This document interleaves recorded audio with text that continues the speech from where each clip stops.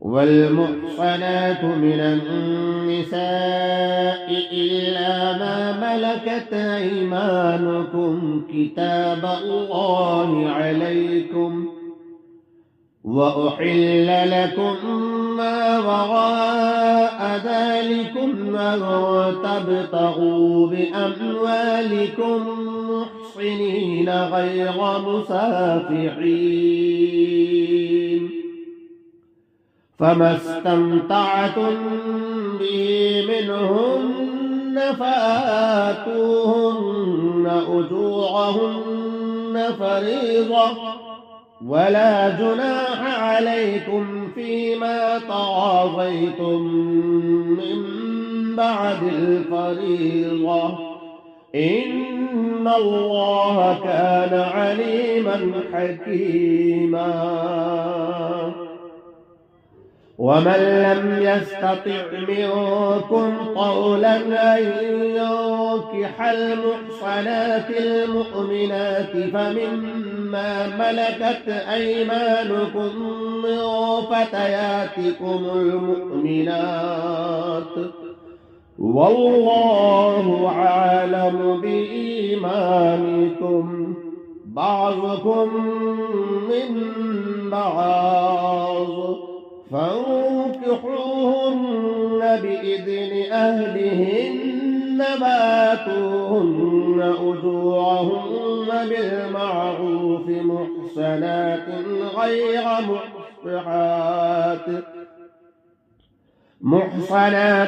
غير مسافحات ولا متخذات أخدان، فإذا أحصن فإن أتين بفاحشة فعليهن نصف ما على المحصنات من العذاب، ذلك لمن خشي العنة منكم، وأن تصبروا خير لكم، والله غفور رحيم. يريد الله ليبين لكم ويهديكم سنن الذين من قبلكم ويتوب عليكم، والله عليم حكيم. والله يريد أن يتوب عليكم ويريد الذين يتبعون الشهوات أن تميلوا ميلا عظيما. يريد الله أن يخفف عنكم وخلق الإنسان ضعيفا. يا أيها الذين آمنوا لا تأكلوا أموالكم بينكم بالباطل إلا أن تكون تجارة عن تراض منكم، ولا تقتلوا أنفسكم إن الله كان بكم رحيما. ومن يفعل ذلك عدوانا وظلما فسوف نصليه نارا، وكان ذلك على الله يسيرا.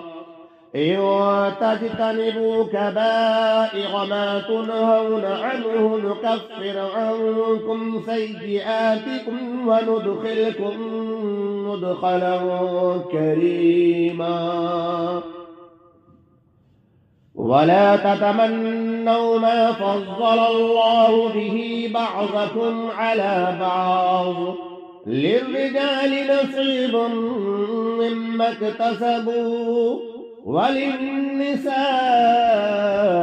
نصيب مما اكتسبن، واسألوا الله من فضله إن الله كان بكل شيء عليما. ولكل جعلنا موالي مما ترك الوالدان والأقربون والذين عقدت أيمانكم فآتوهم نصيبهم إن إن الله كان على كل شيء شهيدا. الرجال قوامون على النساء بما فضل الله بعضهم على بعض وبما أنفقوا من أموالهم. فالصالحات قانتات حافظات للغيب بما حفظ الله. واللاتي تخافون نشوزهن فعظوهن واهجروهن في المضاجع واضربوهن. فإن أطعنكم فلا تبغوا عليهن سبيلا إن الله كان عليا كبيرا. وإن خفتم شقاق بينهما فابعثوا حكما من أهله وحكما من أهلها إن يريدا إصلاحا يوفق الله بينهما إن الله كان عليما خبيرا. واعبدوا الله ولا تشركوا به شيئا وبالوالدين إحسانا وبذي القربى واليتامى والمساكين والجار ذي القربى والجار الجنب والصاحب بالجنب وابن السبيل وما ملكت أيمانكم إن الله لا يحب من كان مختالا فخورا. الذين يبخلون ويأمرون الناس بالبخل ويكتمون ما آتاهم الله من فضله وأعتدنا للكافرين عذابا مهينا. والذين ينفقون أموالهم رئاء الناس ولا يؤمنون بالله ولا باليوم الآخر ومن يكن الشيطان له قرينا فساء قرينا. وماذا عليهم لو آمنوا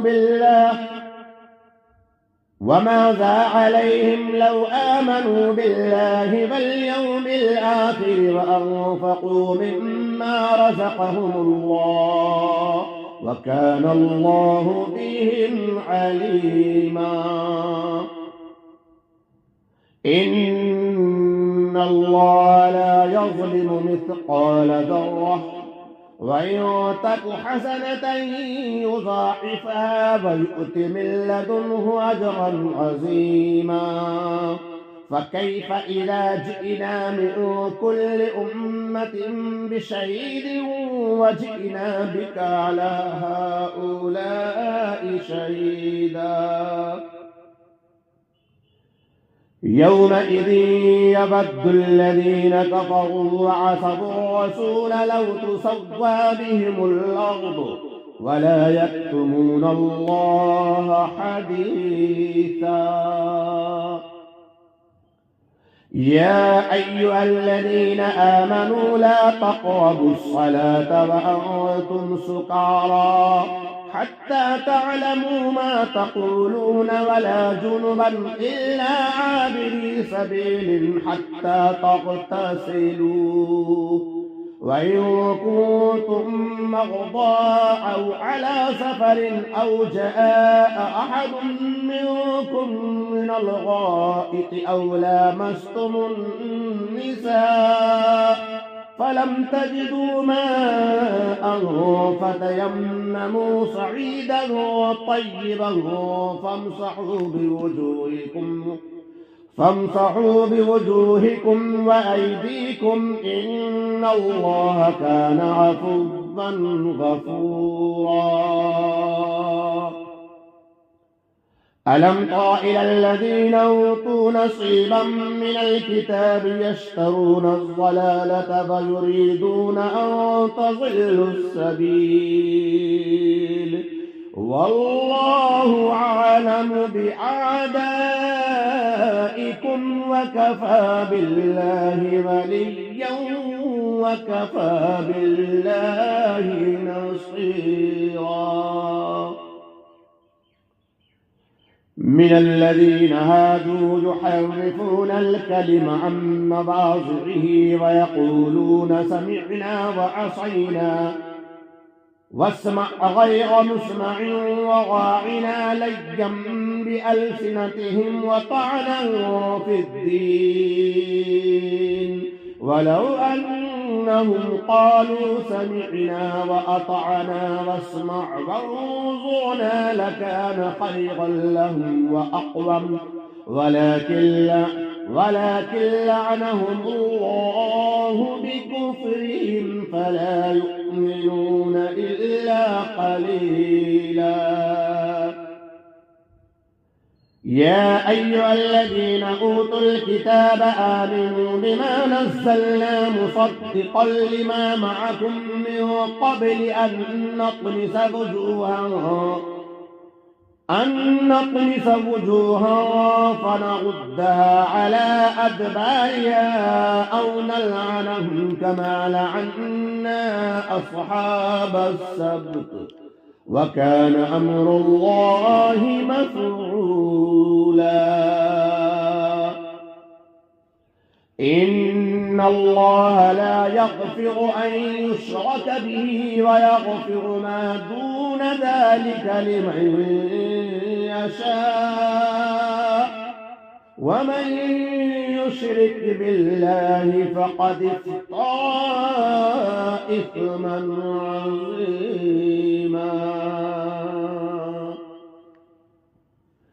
ألم تر إلى الذين يزكون أنفسهم بل الله يزكي من يشاء ولا يظلمون فتيلا.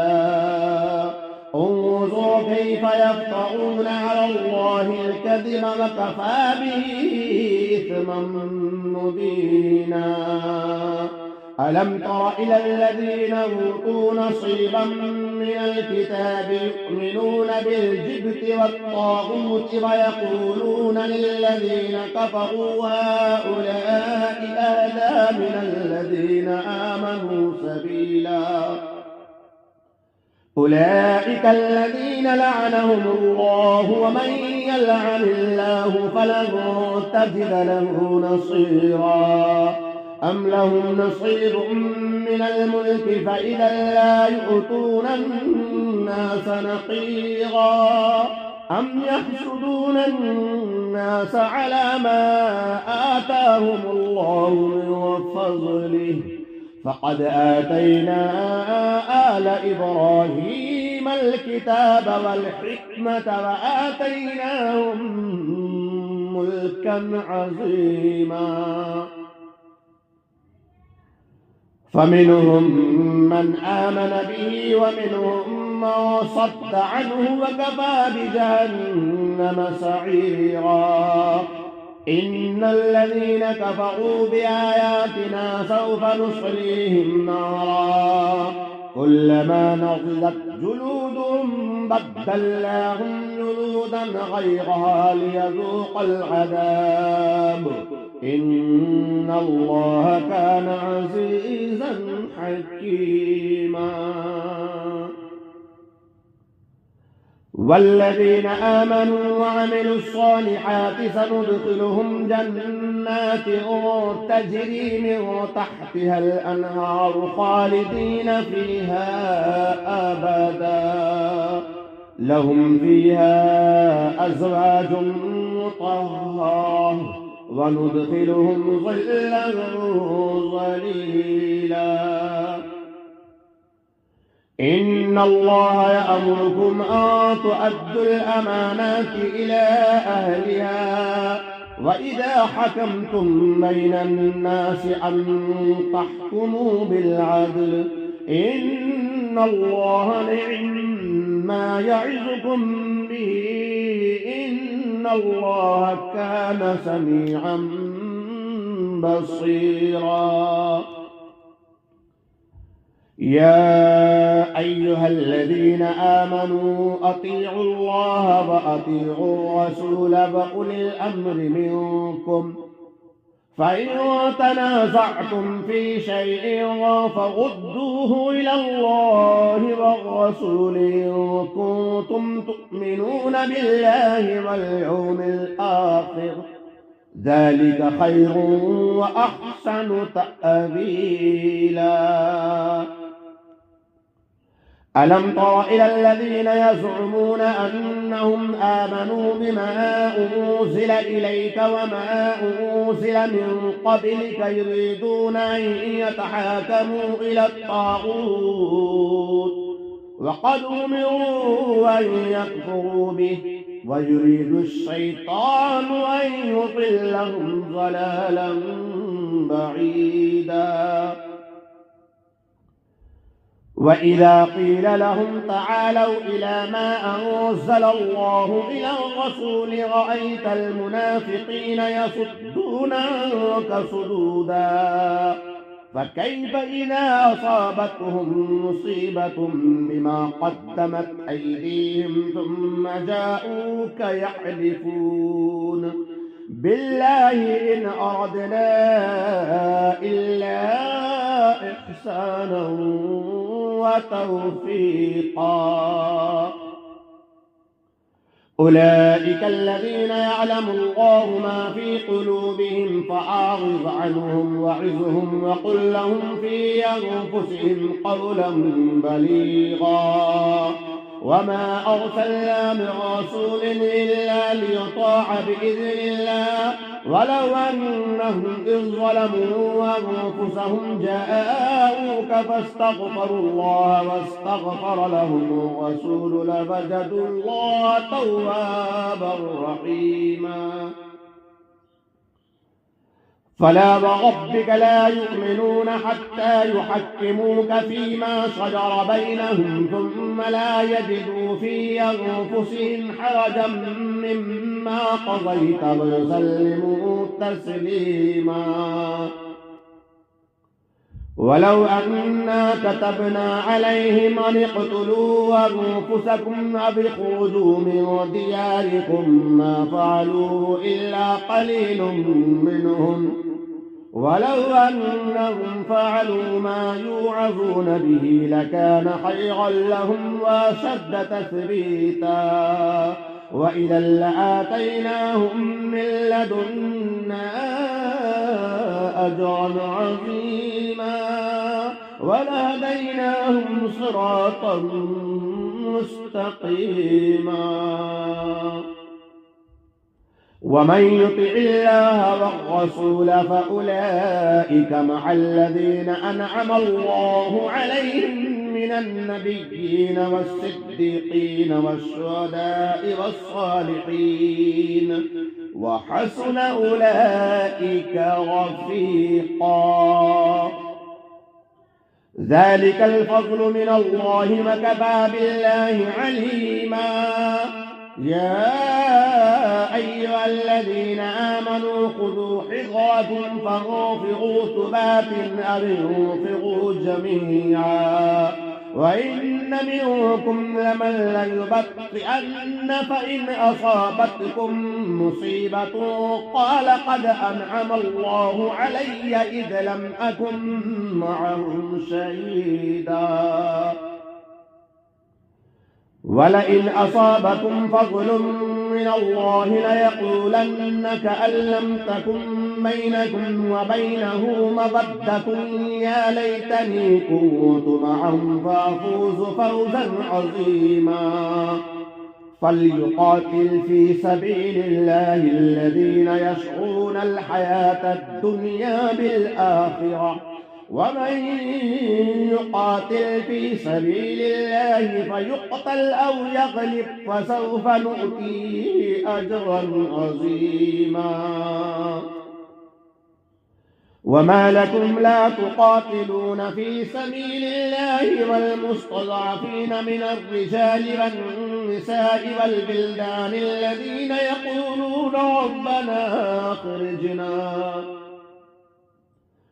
ربنا أخرجنا من هذه القرية الظالم أهلها واجعل لنا من لدنك وليا واجعل لنا من لدنك نصيرا.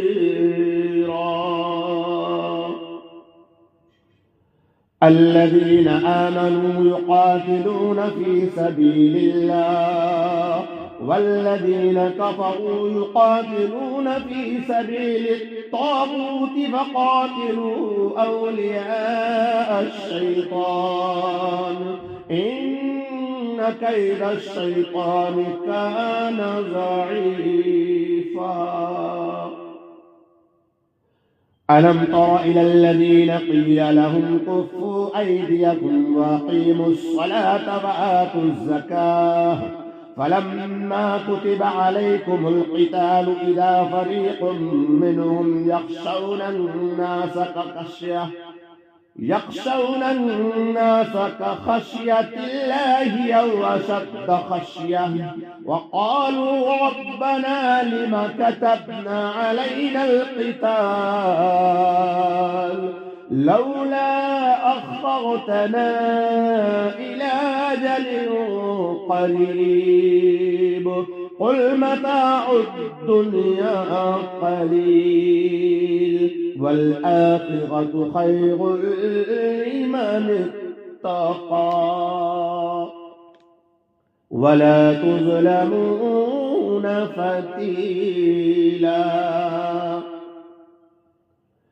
أينما تكونوا يدرككم الموت ولو كنتم في بروج مشيدة وإن تصبهم حسنة يقولوا هذه من عند الله وإن تصبهم سيئة يقولوا هذه من عندك قل كل من عند الله فما لهؤلاء القوم لا يكادون يفقهون حديثا.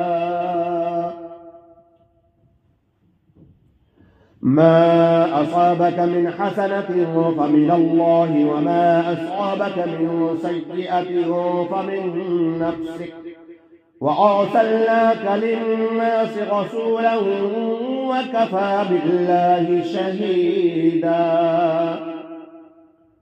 من يطع الرسول فقد أطاع الله ومن تولى فما أرسلناك عليهم حفيظا ويقولون طاعة فإذا برزوا من عندك بيت طائفة منهم غير الذي تقول والله يكتب ما يبيتون فأعرض عنهم وتوكل على الله وكفى بالله وكيلا.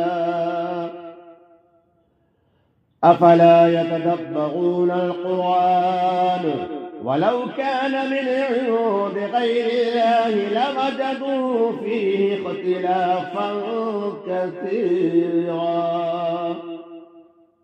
وإذا جاءهم أمر من الأمن أو الخوف أذاعوا به ولو ردوه إلى الرسول وإلى أولي الأمر منهم لعلمه الذين يستنبطونه منهم ولولا فضل الله عليكم ورحمته لاتبعتم الشيطان إلا قليلا. فقاتل في سبيل الله لا تكلف إلا نفسك وحرض المؤمنين عسى الله أن يكف بأس الذين كفروا والله أشد بأسا وأشد تنكيلا. من يشفع شفاعة حسنة يكن له نصيب منها ومن يشفع شفاعة سيئة يكن له كفل منها وكان الله على كل شيء مقيتا. وإذا حييتم بتحية فحيوا بأحسن منها أو ردوها إن الله كان على كل شيء حسيبا. الله لا إله إلا هو ليجمعنكم إلى يوم القيامة لا ريب فيه ومن أصدق من الله حديثا. فما لكم في المنافقين فئتين والله وركسهم بما كسبوا أتريدون أن تهدوا من أضل الله ومن يضلل الله فلن تجد له سبيلا. ودوا لو تكفرون كما كفروا فتكونون سواء فلا تتخذوا منهم أولياء حتى يهاجروا في سبيل الله فإن تولوا فخذوهم واقتلوهم حيث وجدتموهم ولا تتخذوا منهم وليا ولا نصيرا إلا الذين يصعدون إلى قوم بينكم وبينهم ميثاق أو جاءوكم حصرت صدورهم أن يقاتلوكم أو يقاتلوا قومهم ولو شاء الله لسلطهم عليكم فلقاتلوكم فإن اعتزلوكم فلم يقاتلوكم وألقوا إليكم السلم وما جعل الله لكم عليهم سبيلا. ستجدون آخرين يريدون أن يأمنوكم ويأمنوا قومهم كلما ردوا إلى الفتنة أركسوا فيها فإن لم يعتزلوكم ويلقوا إليكم السلم ويكفوا أيديهم فخذوهم واقتلوهم حيث ثقفتموهم وأولئكم جعلنا لكم عليهم سلطانا مبينا. وما كان لمؤمن أن يقتل مؤمنا إلا خطأ ومن قتل مؤمنا خطأ فتحرير رقبة مؤمنة ودية مسلمة إلى أهله إلا أن يصدقوا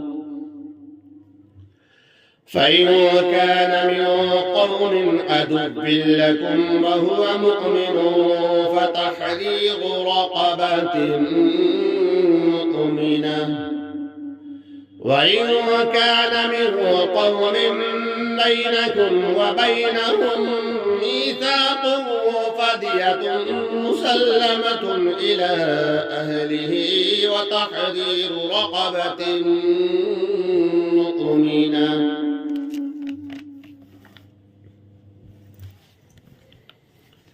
فمن لم يجد فصيام شهرين متتابعين توبة من الله وكان الله عليما حكيما. ومن يقتل مؤمنا متعمدا فجزاؤه خالدا فيها وغضب الله عليه ولعنه وأعد له عذابا عظيما. يا أيها الذين آمنوا إذا ضربتم في سبيل الله فتبينوا ولا تقولوا لمن ألقى إليكم السلام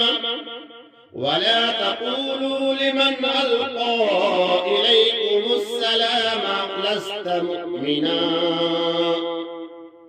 تبتغون عرض الحياة الدنيا فعند الله مغانم كثيرة كذلك كنتم من قبل فمن الله عليكم فتبينوا إن الله كان بما تعملون خبيرا. لا يستوي القاعدون من المؤمنين غير أولي الضرر والمجاهدون في سبيل الله بأموالهم وأنفسهم فضل الله المجاهدين بأموالهم وأنفسهم على القاعدين درجة وكلا وعد الله الحسنى وفضل الله المجاهدين على القاعدين أجرا عظيما.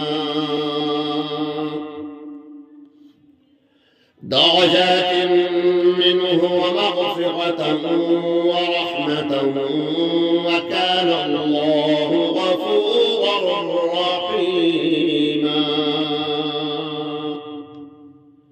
إن الذين توفاهم الملائكة ظالمي أنفسهم قالوا فيم كنتم قالوا كنا مستضعفين في الأرض قالوا ألم تكن أرض الله واسعة فتهاجروا فيها فأولئك مأواهم جهنم وساءت مصيرا. إلا المستضعفين من الرجال والنساء والبلدان لا يستطيعون حيلة ولا يهتدون سبيلا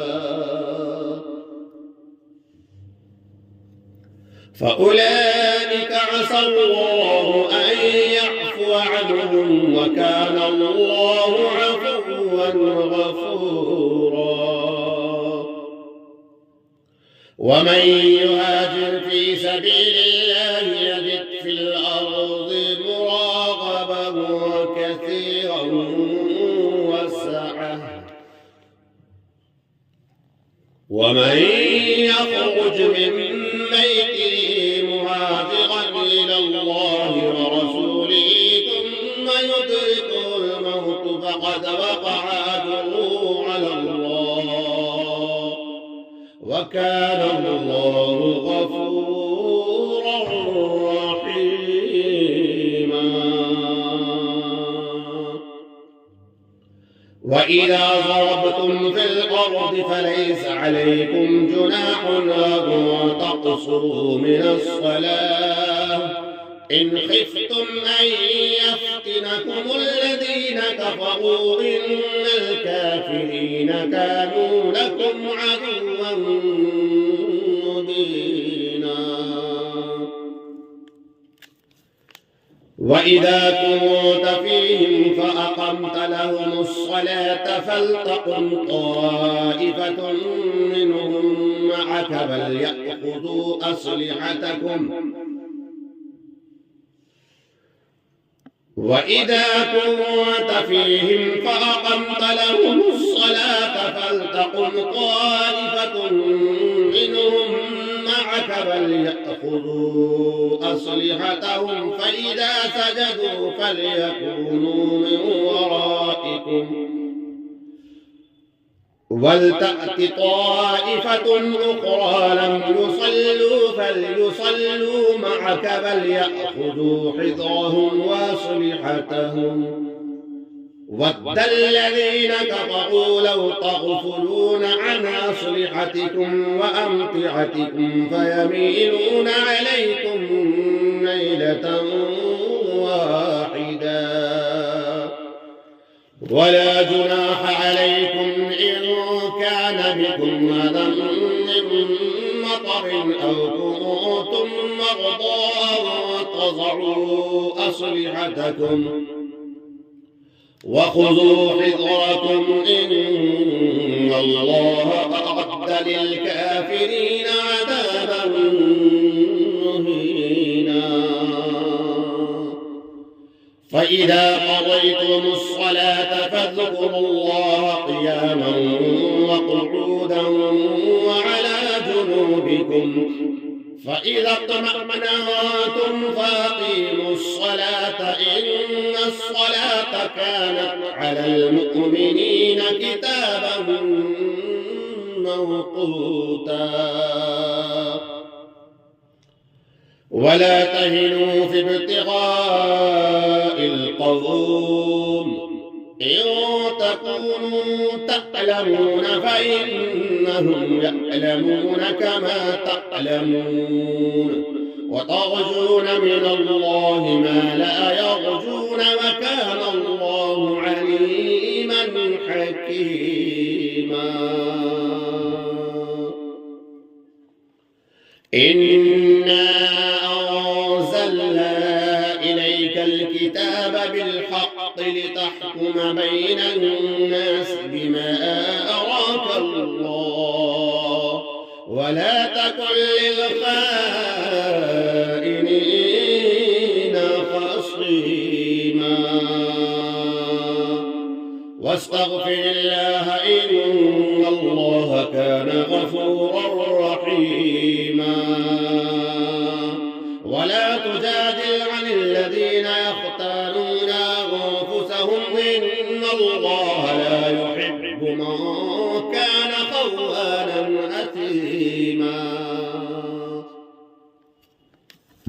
يستخفون من الناس ولا يستخفون من الله وهو معهم إذ يبيتون ما لا يرضى من القول وكان الله بما يعملون محيطا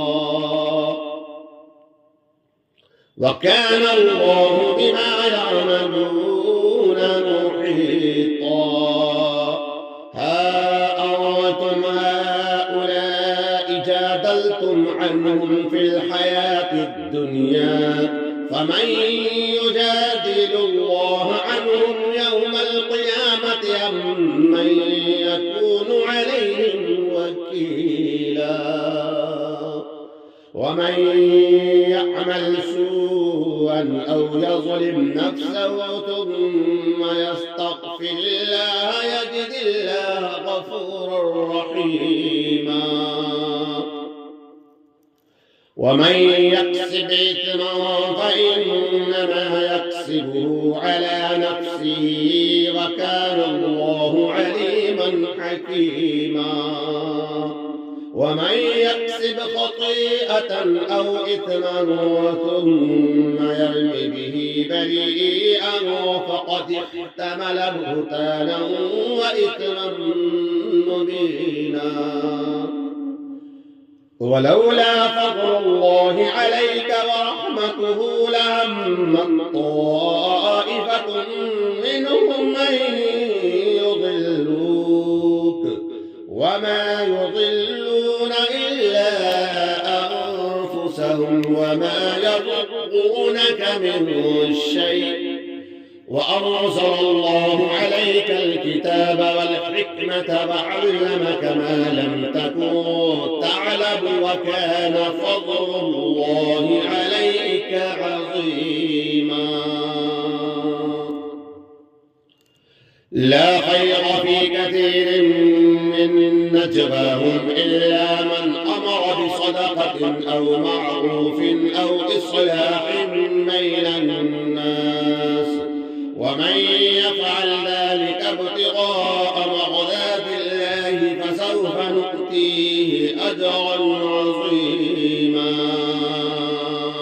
ومن يشاقق الرسول من بعد ما تبين له الهدى ويتبع غير سبيل المؤمنين نوليه ما تولى ونصليه جهنم وساءت مصيرا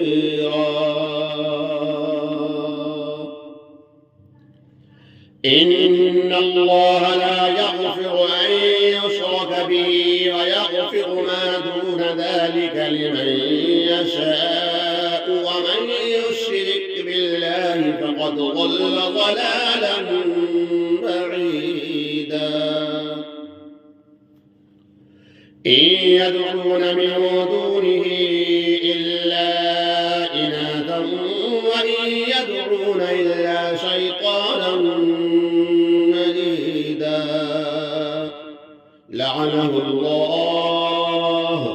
وقال لأتخذن من عبادك نصيبا مفروضا ولأضلنهم ولأمنينهم ولآمرنهم فليبتكن آذان الأنعام ولآمرنهم فليغيرن خلق الله ومن يتخذ الشيطان وليا من دون الله فقد خسر خسرانا مبينا يعدهم ويمنيهم وما يعدهم الشيطان إلا غرورا أولئك مأواهم جهنم ولا يجدون عنها محيصا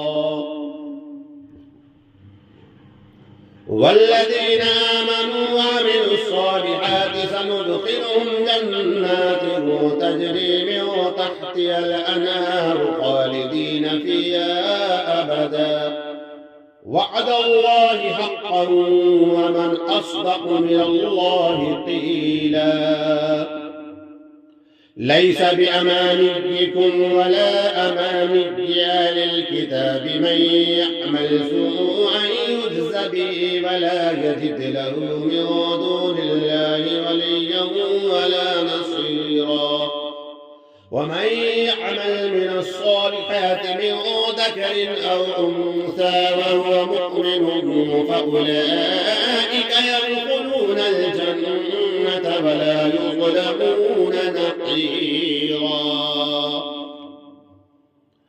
ومن أحسن دينا ممن أسلم وجهه لله وهو محسن واتبع ملة إبراهيم حنيفا واتخذ الله إبراهيم خليلا ولله ما في السماوات وما في الأرض وكان الله بكل شيء محيطا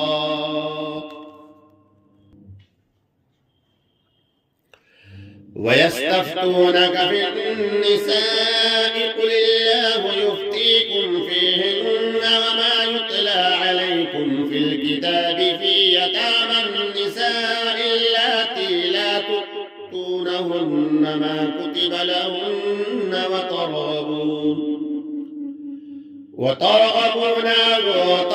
وتنكحوهن والمستضعفين من البلدان وأن تقوموا لليتامى بالقسط وما تفعلوا من خير فإن الله كان به عليما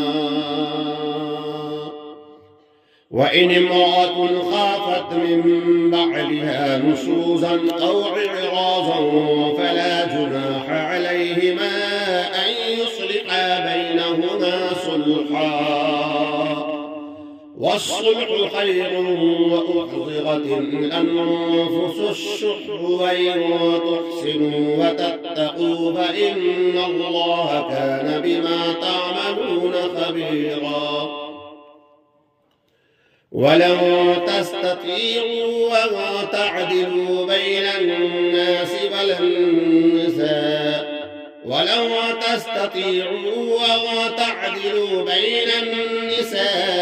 ولو حرصتم فلا تميلوا كل الميل فتذروها كالمعلقة وإن تصلحوا وتتقوا فإن الله كان غفورا رحيما وإن يتفرقا يغن الله كلا من سعته وكان الله واسعا حكيما ولله ما في السماوات وما في الأرض ولقد وصينا الذين أوتوا الكتاب من قبلكم وإياكم أن اتقوا الله وإن تكفروا فإن لله ما في السماوات وما في الأرض وكان الله غنيا حميدا ولله ما في السماوات وما في الأرض وكفى بالله وكيلا إن يشأ يذهبكم أيها الناس ويأتي بآخرين وكان الله على ذلك قديرا من كان يريد ثواب الدنيا فعند الله ثواب الدنيا والآخرة وكان الله سميعا بصيرا يا أيها الذين آمنوا كونوا قوامين بالقسط شهداء لله ولو على أنفسكم أو الوالدين والأقربين إن يكن غنيا أو فقيرا فالله أولى بهما فلا تتبعوا الهوى أن تعدلوا وإن تلووا أو تعرضوا فإن الله كان بما تعملون خبيرا يا أيها الذين آمنوا بالله ورسوله والكتاب الذي نزل على رسوله والكتاب الذي أنزل من قبل ومن يكفر بالله وملائكته وكتبه ورسله واليوم الآخر فقد ضل ضلالا بعيدا إن الذين آمنوا ثم كفروا ثم ازدادوا كفرا لم يكن الله ليغفر لهم ولا ليهديهم سبيلا بشر المنافقين بأن لهم عذابا أليما الذين يتخذون الكافرين أولياء من دون المؤمنين أيبتغون عندهم العزة فإن العزة لله جميعا وقد نزل عليكم في الكتاب أن إذا سمعتم آيات الله يكفر بها ويستهزأ بها فلا تقعدوا معهم حتى يخوضوا في حديث غيره إنكم إذا مثلهم إن الله جامع المنافقين والكافرين في جهنم جميعا الذين يتربصون بكم فإن كان لكم فتح من الله قالوا ألم نكن معكم وإن كان للكافرين نصيب قالوا ألم نستحوذ عليكم ونمنعكم من المؤمنين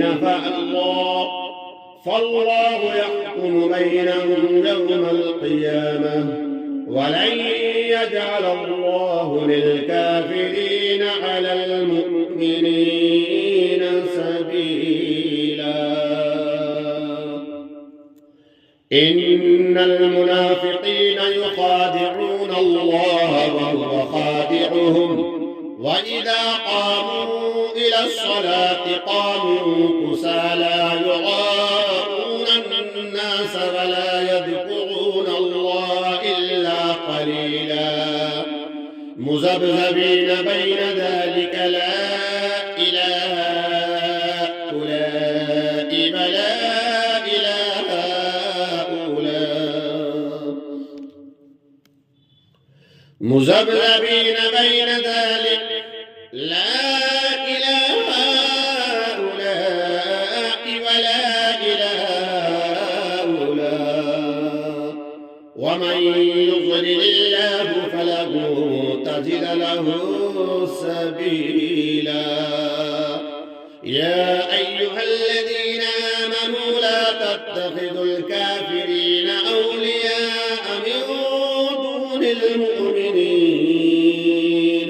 أتريدون أن تجعلوا لله عليكم سلطانا مبينا.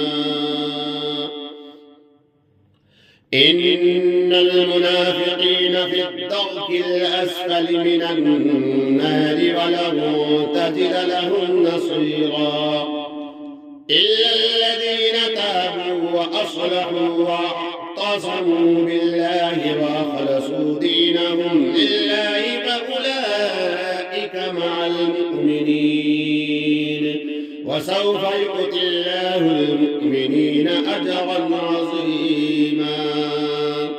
ما يفعل الله بعذابكم إن شكرتم وآمنتم وكان الله شاكرا